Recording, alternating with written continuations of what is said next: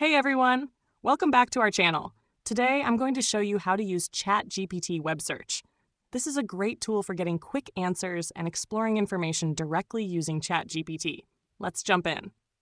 So here we are in ChatGPT. This AI tool is not just for chatting. It can actually help you perform quick web searches. Let me show you how it works. For example, if I want to know what is the capital of Canada, I can simply type in my question and enable web search. In this case, it's Ottawa. This is super helpful for quick facts. ChatGPT will not only answer your question, but it will also provide you source links. What makes ChatGPT really unique is its ability to provide natural, conversational responses, which makes understanding complex information a lot easier. It also pulls together information from different sources to give you a comprehensive answer, all without you having to visit multiple websites. And that's it.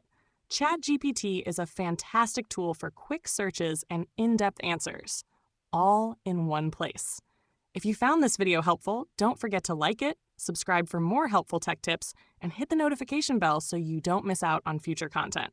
Thanks for watching, and I'll see you in the next one.